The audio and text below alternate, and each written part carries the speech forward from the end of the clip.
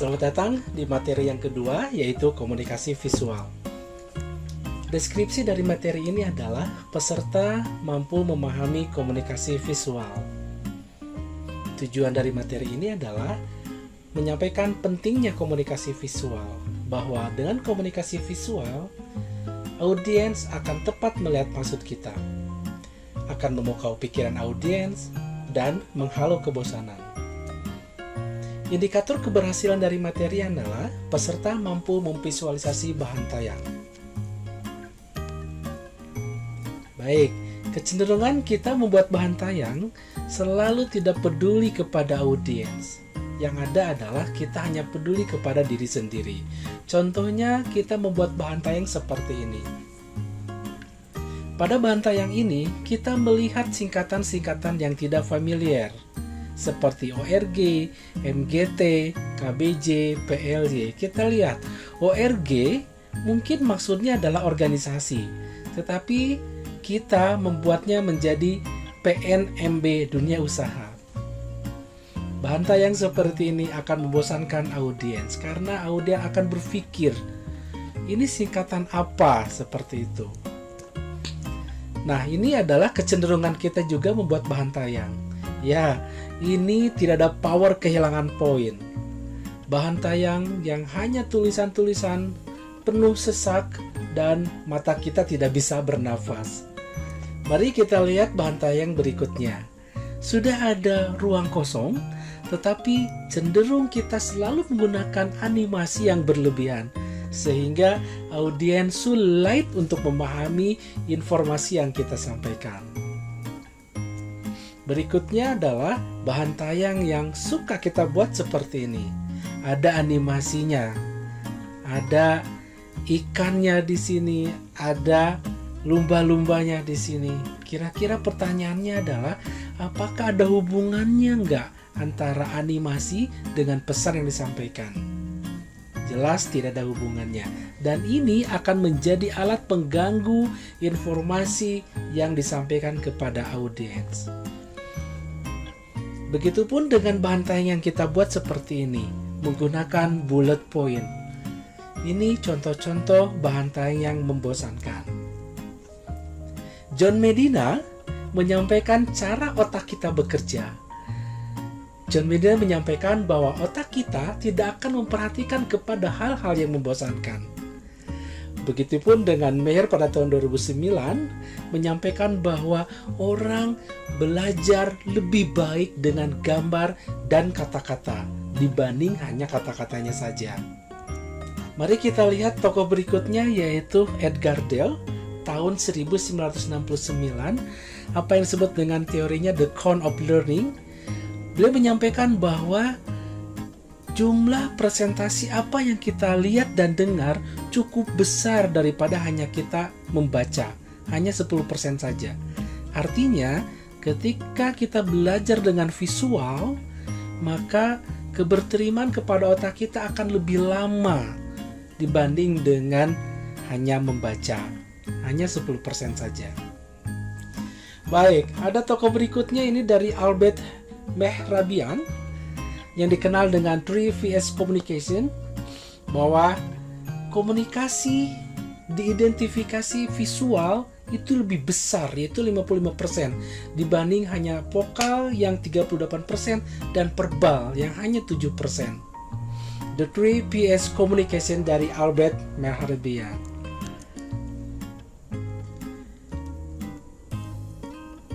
Hari ini semua conversation kita berbentuk visual.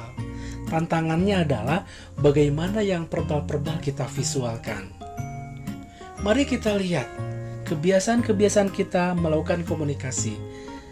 Bapak dan Ibu serta peserta sekalian, ini adalah lazada.com.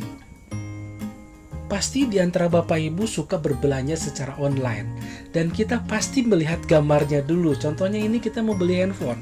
Pasti yang dilihat itu gambarnya terlebih dahulu, warnanya, gitu kan ya, tipenya, pasti dilihat gambarnya. Dan ini adalah kita membaca berita, kecenderungan pasti kita melihat dan menonton. Dan ini adalah OLX Bagi bapak-bapak mungkin yang sering belanja di OLX, contohnya ini beli velg, pasti kita akan melihat gambarnya. Ini Facebook, siapa hari ini yang kita tidak memiliki akun Facebook? Pasti memiliki akun Facebook.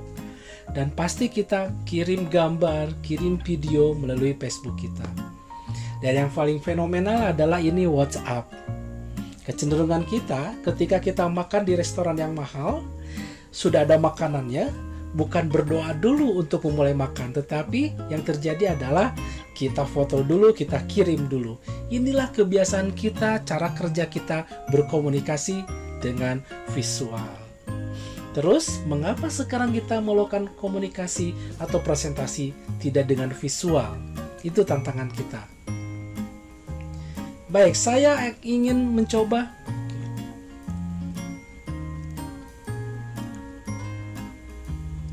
Baik, kita akan menguji bagaimana cara kerja otak kita. Saya ingin meminta kepada Bapak dan Ibu serta saudara sekalian membayangkan satu objek barang tertentu. Ya, Bapak Ibu silakan sekarang pejamkan mata terlebih dahulu sejenak, pejamkan mata dulu sejenak dan bayangkan satu objek barang tersebut. Silakan. Dalam hitungan ketiga, silakan pejamkan mata terlebih dahulu. Siap ya?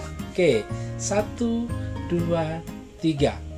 Baik, Bapak Ibu, silakan pejamkan mata Bapak dan Ibu. Sekarang saya akan menyebutkan satu objek atau barang dan tolong hadirkan dalam benak Bapak dan Ibu. Ya, silakan mata ditutup dan saya akan menyebutkan satu objek barang tertentu. Baik, apabila sudah menutup mata, silakan bayangkan benda yang saya sebutkan, yaitu buah apel. Sekali lagi, Bapak Ibu silakan pejamkan matanya dan bayangkan satu objek atau barang tertentu yang saya sebutkan, yaitu buah apel. Silakan. Oke, sudah ya? Baik, silakan buka mata Bapak dan Ibu serta peserta sekalian. Nah, pertanyaannya adalah, apa yang ada dalam benak atau pikiran Bapak dan Ibu? Apakah yang ada dalam benak Bapak Ibu itu adalah tulisan apel, A-P-E-L, atau buah apelnya? Pertanyaan saya itu, apakah yang ada di dalam benak Bapak Ibu adalah tulisan apel atau buah apelnya? Saya yakin yang ada di dalam benak Bapak Ibu adalah buah apel. Itulah cara kerja otak kita, visual Bapak Ibu. Oke, sekarang Bapak Ibu bayangkan Menara Eiffel. Bayangkan Menara Eiffel. Apakah Bapak Ibu di dalam benak Bapak Ibu tulisan Menara Eiffel atau gambar Menara Eiffelnya?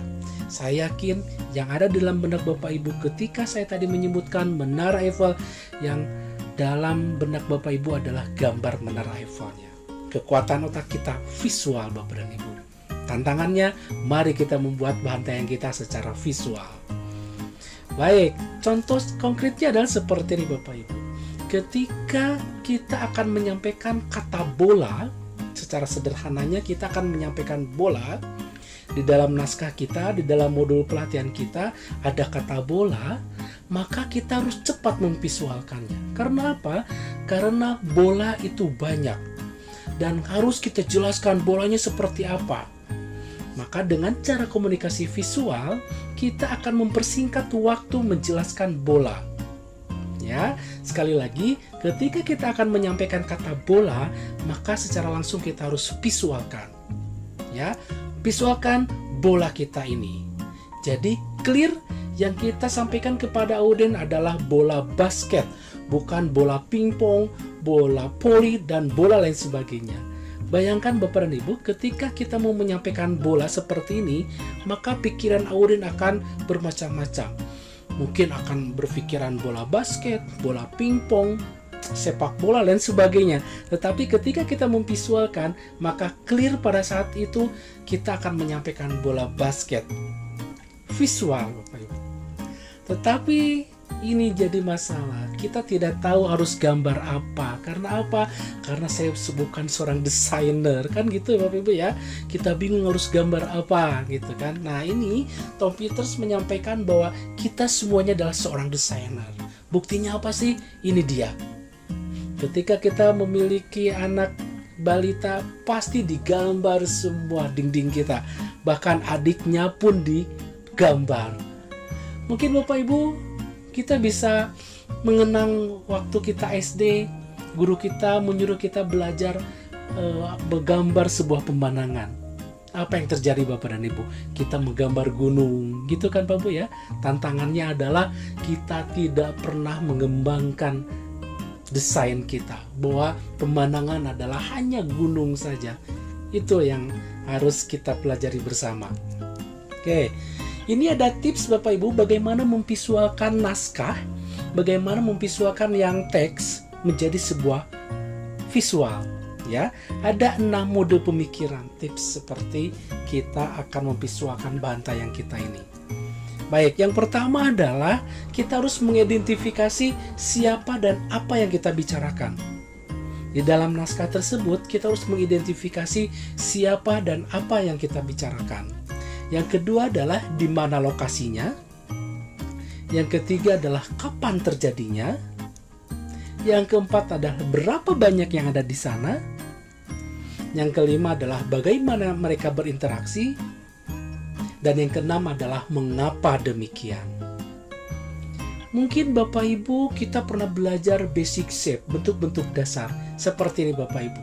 Ya, kita akan belajar bagaimana memvisualkan naskah dengan mengidentifikasi siapa dan apa yang kita bicarakan, berapa banyak, di mana lokasinya, kapan terjadinya, bagaimana itu terjadi dan mengapa. Kita akan mencoba memvisualkan secara sederhana dengan basic shape atau bentuk dasar, yaitu lingkaran, segitiga, dan persegi 4. Seperti ini. Ketika kita mau menyampaikan siapa dan apa, cukup visualkan hanya dengan lingkaran dan segitiga saja. Seperti ini. Berapa banyak kita visualkan dengan tabel seperti ini, di mana kita visualkan lingkaran dan segitiga. Kapan kita visualkan dulu dengan lingkaran dan segitiga. Bagaimana kita visualkan lingkaran persegi 4 dan segitiga. Dan mengapa kita visualkan dulu lingkaran dengan segitiga. Lantas bagaimana kita mempresentasikannya? Contohnya adalah saya ingin mempresentasikan pecandu narkoba.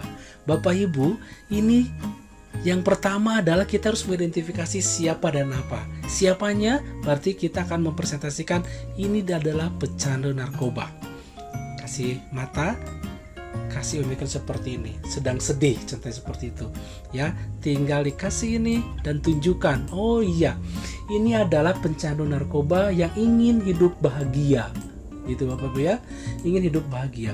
Berapa banyak dia yang di sana? Wah, di sini ya Bapak Ibu ya, ada data-data, kita sampaikan data-datanya. Di mana lokasinya? Wah, gitu Bapak Ibu ya. Lokasinya kita arsir di sini Bapak Ibu. Wah, ini adalah lokasinya. Ya, bisa berdasarkan daerah, bisa berdasarkan beroperasinya pengedar dan lain sebagainya. Ini bisa menyampaikan di mana. Terus kapan terjadinya? Nah, ini dia. Kapan seseorang pengedar narkoba itu dia terjangkit dengan narkoba? Maka ini pakai tanda panah seperti ini Bapak Ibu. Kapan seseorang bisa terjangkit ini? Gitu kan? Terus bagaimana pengedarannya?